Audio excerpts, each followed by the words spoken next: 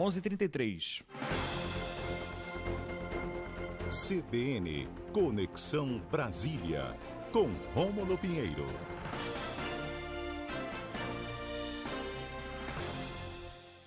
É isso, Salgado. Estamos de volta com mais um bloco do Boletim de Notícias dessa quarta-feira, 5 de abril de 2023. Como o ouvinte percebeu, a gente está na coluna agora Conexão Brasília com Rômulo Pinheiro. Rômulo, bom dia para você. Seja bem-vindo à nossa programação. Gostei do fone, viu, Rômulo? Bom dia, meu amigo. Dilmar Prete, bom dia, Salgado. Esse fone aqui é especial porque quarta-feira passada eu fiquei muito contente e resolvi me dar um presente. Né? Bonito, gostei. Entendeu, né? Acho importante a gente se presentear mesmo. Mas por que? Algum time ganhou aí? Pois é, rapaz. Ganharam aí na quarta-feira, só que teve muito choro depois, aí eu fiquei meio preocupado, o pessoal chorando muito, o pessoal ficou doente também. Então, como diz a Maju, o choro é livre. Pois é, meu caro Salgado. Então, para me presentear, né, pelo sucesso do meu clube, então eu resolvi me dar este presente. Inclusive, né, Rômulo, foi bem emocionante, né, na quarta-feira o jogo do Repá. Foi bastante emocionante, inclusive eu estava às portas lá, aqui no hospital perto da minha casa, mas no final deu tudo certo, passei até 3 da manhã mandando mensagem para meus amigos, né, para parabenizá-los pela vitória. Se é que vocês estão entendendo quem são essas pessoas. Agora, Rômulo, a semana não está sendo boa para os ex-presidentes, né? Ontem foi o Trump enfrentando a justiça americana, hoje já é o Bolsonaro, é isso?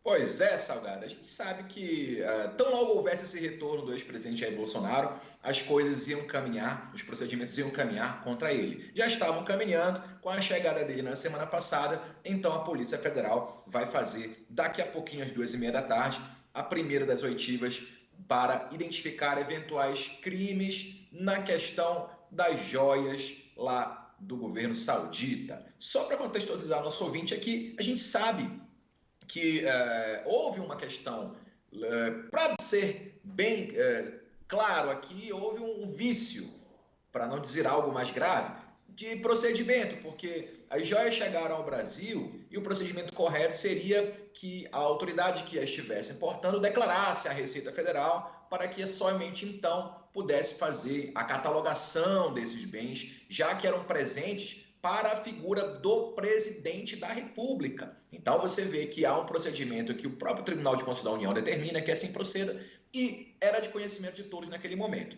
Na passagem dessa chegada aqui a Brasília, não houve a declaração e por um acaso foi feita a varredura, foi feita uma análise da bagagem do almirante que acompanhava o presidente Bolsonaro e essas joias foram encontradas sem declaração. Então, já se procedeu, isso foi em 2021, já tem um tempo até, mas já se procedeu aí algumas investigações, e agora está na fase da oitiva, e lógico que o presidente Bolsonaro, o ex-presidente, não está sendo formalmente indiciado, é uma fase inicial apenas, para que ele seja ouvido, para que dê explicações do porquê que não somente as joias entraram de maneira indevida, como também houve várias e várias tentativas de desbloquear, ou seja, de tirar as joias lá quando foram bloqueadas pela Receita Federal. Então, também que esses agentes públicos que acompanhavam o presidente na época tentaram fazer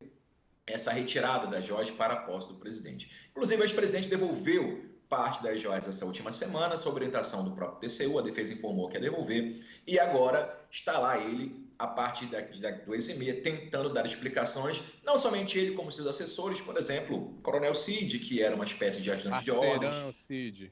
Exatamente, para explicar porque. E o chefe da Receita Federal também, Júlio César Vieira Gomes, que já prestou depoimento ontem na Comissão de Ética da Presidência da República, e ele informou que liberou a parte das joias para o presidente porque não achou nada irregular, e isso também tem que ser explicado agora perante a Polícia Federal para investigar, para identificar se houve algum tipo de crime. E aí os crimes podem ser... Esse é o mesmo que ganhou um cargo de confiança numa embaixada, né?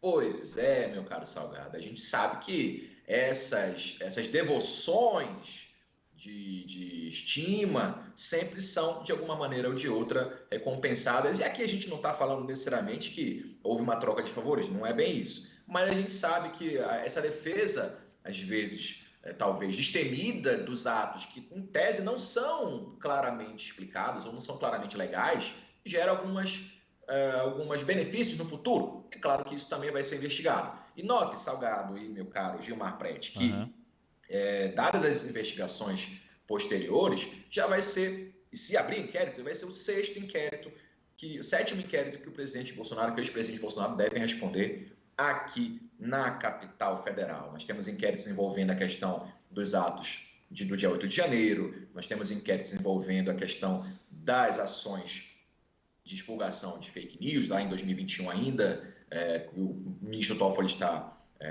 presidindo. Tem a questão da vacina contra a AIDS, né, a Covid-19, que gerava AIDS, também gerou-se outro inquérito lá no Supremo, o 4888. Nós temos o vazamento das informações da urna do TSE também, que gerou um outro procedimento lá no Supremo. Então, são vários e vários inquéritos em andamento. O ex-presidente perdeu essa prerrogativa de ser ouvido como uma autoridade, é um cidadão comum. Então, o procedimento, muito embora seja um cidadão comum, aqui em Brasília, aqui perto daqui onde estou, no prédio da Polícia Federal, há uma barreira aí muito grande, há uma movimentação de gente de autoridades policiais protegendo a área, que é o mesmo prédio, inclusive, que sofreu aquele atentado lá no final do ano passado, quando tentaram resgatar o índio que foi preso. E a primeira das manifestações aqui em Brasília foi final de 2022. Então, há uma movimentação grande muito, né, nesse sentido aqui de expectativa para o que vai ser dito nesse depoimento de hoje à tarde. E também o presidente se vê às voltas com algo muito mais iminente que vai provavelmente, ou pelo menos a tendência é, tirá-lo dos seus direitos políticos pelos próximos 8 anos, que é o julgamento no TSE, com previsão agora para o final do mês de abril. A fase de instrução do processo, ou seja, de investigação e de apuração dos fatos acabou, a defesa final está sendo produzida e o julgamento muito provavelmente deve ser marcado para o final do mês, com a previsão, e aqui é uma mera eventualidade, é uma mera especulação que se faz aqui em Brasília, de que o presidente se torne elegível por 8 anos por 5-2, 5 votos contrários contra 2. Então, hoje a situação do ex-presidente é bastante complicada. Eu mandei mensagem, o pessoal perguntando se ia ser preso. Hoje não é nada disso, não corre esse risco hoje. No futuro, esses processos inquéritos vão virar ações penais, mas hoje não é o caso. Agora, a complicação jurídica é grande e há uma previsão muito forte da perda dos seus direitos políticos a partir do próximo mês, após a Semana Santa. Agora, Rômulo, essa questão do cerco jurídico que você está falando, porque assim, existe uma diferença, né, você é da área, inclusive, o que pode ser considerado prova no ponto de vista político é diferente, né, do que é considerado prova na justiça. Pois é, meu caro Gil. Esse caso, inclusive, da questão das joias, ele tem um efeito, e aqui é uma questão já de opinião, ele tem um efeito mais de prejuízo político do que de prejuízo de fato, porque havia várias pessoas incumbidas desse transporte das joias. Para encontrar a gente chama de nexo de causalidade, ou seja, se o presidente de fato determinou que o seu ajudante de ordens interviesse na Receita Federal, isso não é tão fácil encontrar, ou seja, ainda que tenha feito ou não tenha feito, não é tão fácil provar isso. Então, há uma previsão, a gente não sabe porque o procedimento está iniciando agora, mas há uma expectativa de que isso não vá gerar um dano ou um efeito maior com relação a questões jurídicas. Mas para efeitos políticos, com certeza é devastador, porque um dos principais motes de campanha do ex-presidente era a defesa contra a corrupção, era uma nova política, e isso, claro, chamusca demais a ideia de alguém que velava pela moral e pelos bons costumes, sendo responsabilizado eventualmente por crimes de corrupção passiva ou crimes de peculato, como é esse inquérito aí que deve ser aberto contra ele. Eu estava pensando aqui, Rômulo, voltando um pouco lá sobre a questão das joias, parece tudo assim, apesar de ter um rigoroso filtro, e a gente percebe isso quando a gente vai viajar, tem um filtro gigantesco que até perfume, se você for levar, não pode. E aí eu fico pensando que porque são vários conjuntos de joias. Os que ficaram retidos foi o último conjunto de joias, mas em anos anteriores, aliás, parece que a rota ali para o Oriente Médio, para a Arábia Saudita, né, parecia ser um roteiro fixo durante o mandato passado, né, porque ali é um paraíso de presentes. E aí, ele está devolvendo conjunto de joias que ele já tinha recebido.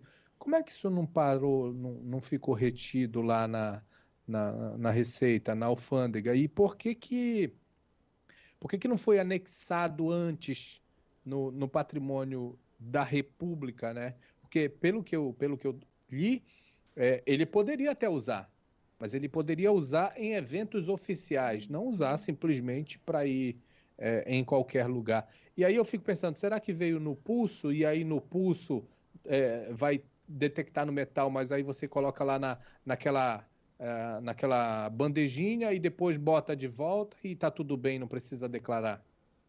Nesse caso, Salgado, não veio no pulso, vieram em caixas. Inclusive, a notícia do próprio Receita Federal, notícia, de que parte das joias estava deslocada exatamente para ficar escondida. Então você vê que o procedimento na hora que esses bens entram, e eles são parte do acervo do Estado, o presidente ganhou essas joias representando o Estado brasileiro.